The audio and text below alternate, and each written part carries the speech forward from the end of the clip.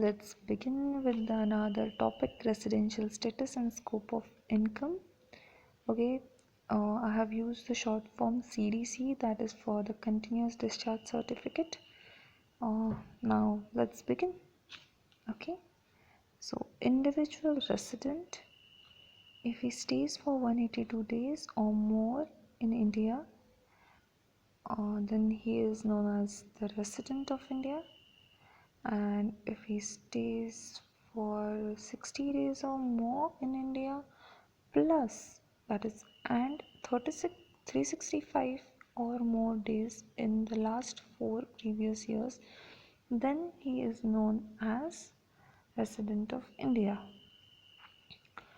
Well, if the person is moving out of India for job or on ship or for uncertain period for carrying business or profession in any country other than India, then for such persons the condition, instead of following condition 2, we will follow the condition 1, that is for checking their residential status we will always consider for the 182 or more days in India. For the further to decide whether the person is a resident but ordinary resident or resident but not ordinary resident, we have to check for the another conditions. For resident but ordinary resident, we can say that a resident for 2 previous years or the 10 out of 10 previous years, and the stay in India for 730 days or more in last 7 previous years. If the following conditions are fulfilled, then the resident is ordinary resident, otherwise he is non-ordinary resident.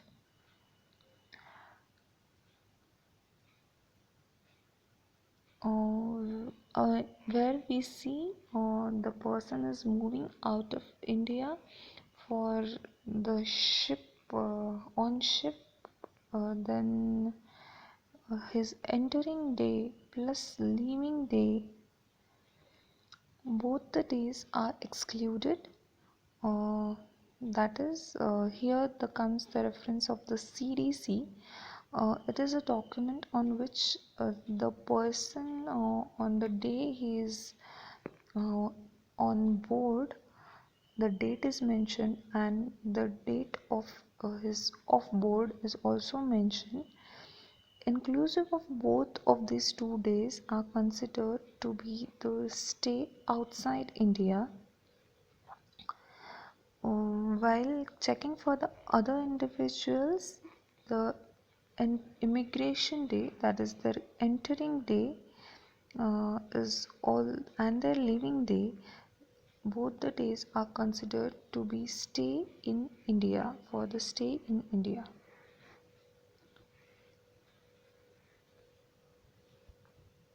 Residential status of the company. Here I have not mentioned about the Karta.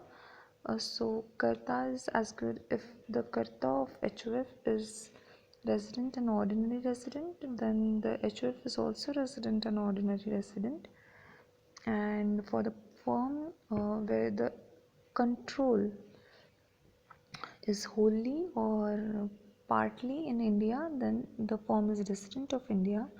And if the whole control is wholly outside India, then the firm is known as the non-resident of India.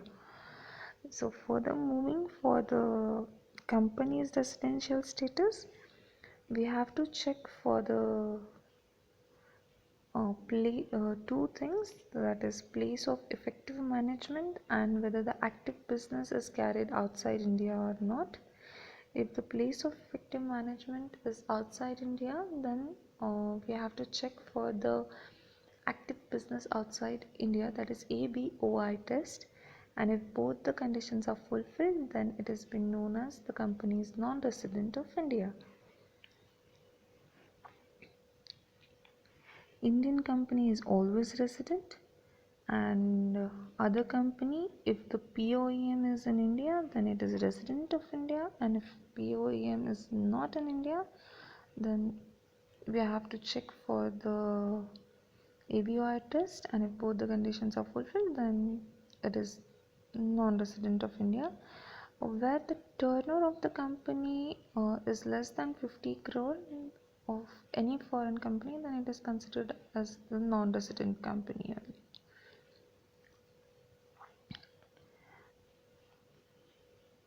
If the board of directors or the management is outside India, and that is considered as the effective management is outside India. For such reason, if the board meetings, maximum number of board meetings are considered outside India, then the place of effective management is also outside India. For the ABOI test, we have to check for the 4 points. These all are the cumulative points that all the conditions are to be fulfilled are mandatory. Passive income is not more than 50% of total income. Assets in India are less than 50% of total assets. Indian employees are less than 50% of total employees, and payroll expenses on Indian employees is less than 50% of total payroll expenditure taken into account for the previous years. Passive income is both the where purchase and sell is from or to associate entities or associated enterprises. Royalty, dividend, capital gain, interest, rental income, these all are the passive income. But the interest income is not a passive income for a banking company. It is the active income for the banking company. For all other companies, it is to be considered as the passive income. Assets, we have two types of assets, depreciable assets and other. While considering the assets, we have to take the opening plus closing WTV, average of these two, and for the other assets, we have to consider the book value. Even for the employees, we have to take the average number of employees during the year, that is the opening employees plus closing employees divided by 2. No POEM in India merely because of carrying on the functions such as payroll function, accounting, human resource, IT infrastructure and network, platform, supply chain function, routine banking function, operational procedures, and not being specific to any entity or group of entities. If any of the entity are carrying the above mentioned functions, then not only for these reasons we can say that the place of effective management is in India. If the total income is taxable, uh, it has been said that the income first time received or deemed to be received in India, and income accruing or arising or deemed to be accrue or arising in India, then such incomes are taxable for the non-resident also.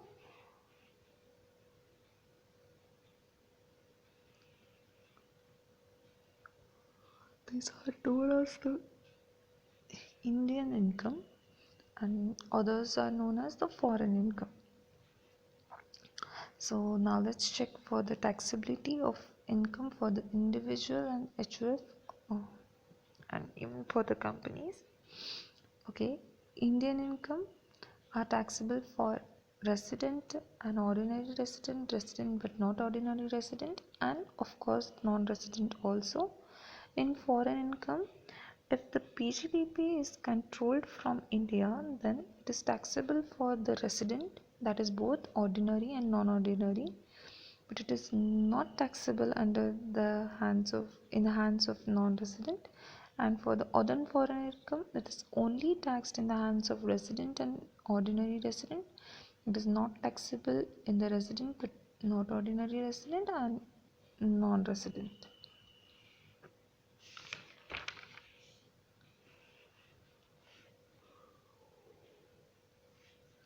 Income deemed to be accrue or arise in India.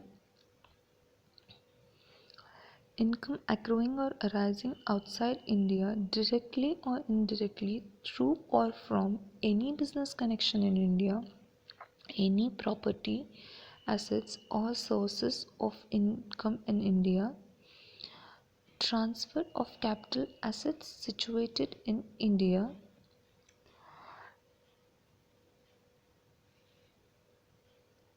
income deemed to be accrue or arise in India, salary earned for services rendered in India, salary payable by government to Indian citizen or services rendered outside India, and dividend paid by Indian company outside India.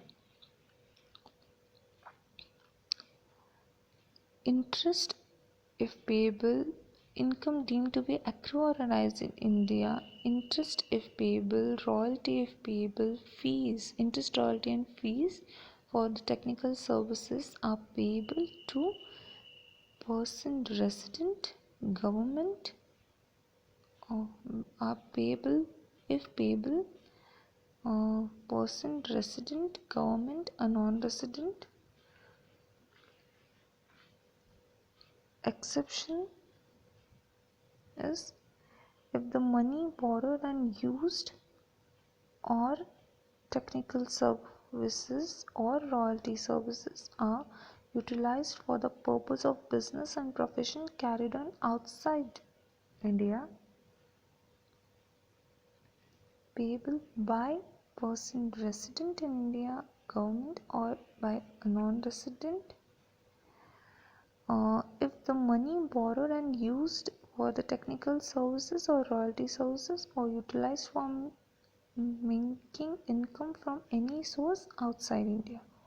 Money borrowed used for the purpose of business or profession carried in India by NR or if technical services or the royalty services are utilized for the purpose of business or profession carried on in India or making income from any source in India. These are for the non-residents.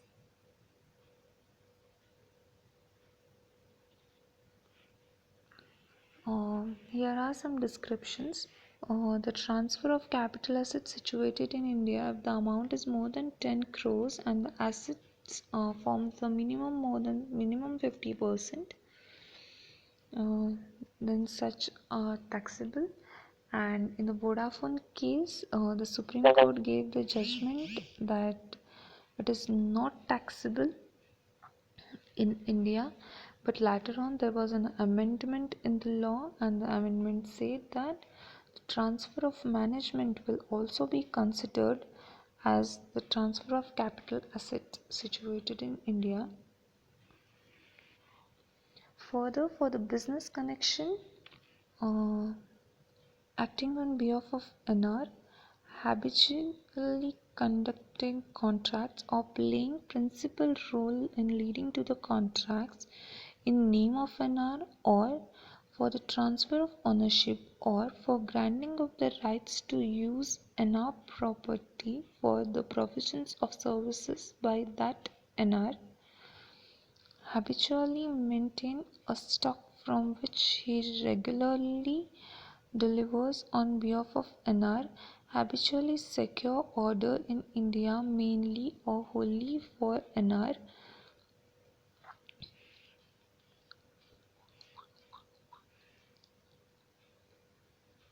non-resident. Example, if NR, if Mr. X is non-resident and there is a direct connection, but Mr. Y is also non-resident and he doesn't have direct connection, but indirect connection such as x controls y controls x, or z controls x and y.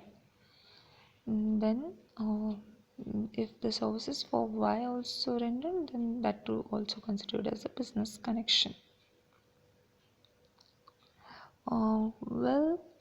Only for the purchase of goods in India, for the export, collection of news and views in India, for transmission out of India, shooting of cinematography films in India.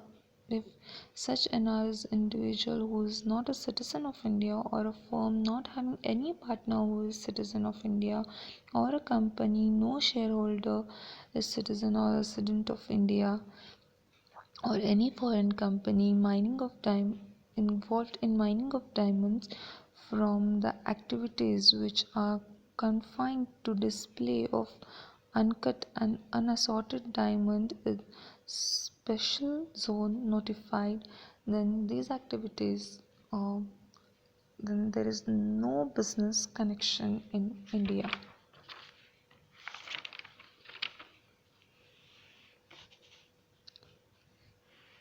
Salary income for services rendered in India, salary received by Indian citizen from government services outside India, and dividend paid by Indian company outside India. Section 10(7) perquisites and allowances are exempt when the salary and received by the Indian citizens from the government, but it is taxable in India, it is exempt in foreign country. Right to use computer and computer software, which is a part of a royalty, and that is included, or we can say that is considered to be deemed to accrue or arise in India. Of fees for technical services, for the managerial service, technical service, or consultancy services, these are also considered to be deemed to accrue or arise in India. Over here, the considerations, including lump sum considerations, if payable by a government resident person or NR, are considered to be deemed to accrue or arise in India and taxable in India.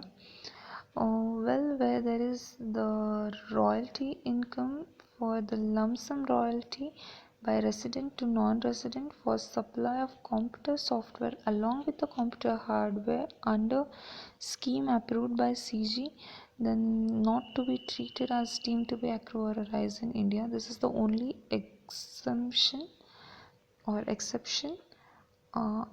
Otherwise, the interest, royalty, and fees for technical services is taxable in India if it is payable by government, resident person, or non-resident person, and if it is used for the business business or profession carrying in India, or for any generating income source from India. Gift by resident to non-resident of foreign company is taxable even though the gift is given outside India. The exception is only if the resident is relative of such a person.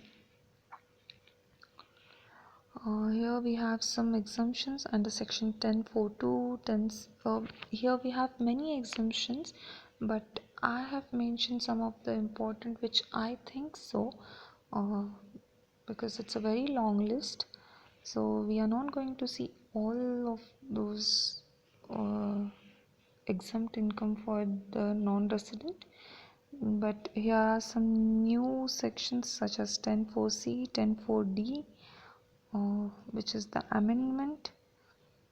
So, and of course we have seen these sections, that is the salary received or the remuneration received by the resident but not an Indian citizen, who are the foreign consultants, and the same and the remuneration received by our government officials in the corresponding countries is exempt, then it is exempt. And then for the remuneration for such resident is exempt in India.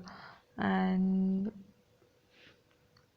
here we can say that the interest on non-resident external account is also exempt if he is non-resident under FEMA Act, and or the RBI has permitted him to maintain account outside India.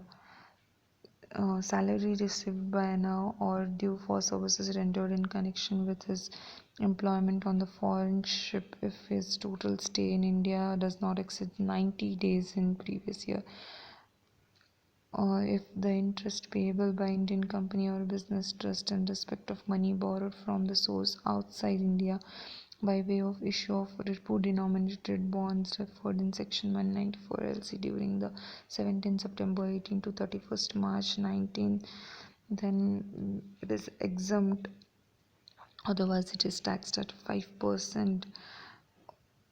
Then income as a result of transfer of capital assets referred to this section and are non-resident in IFSC, then these are some exemptions which we have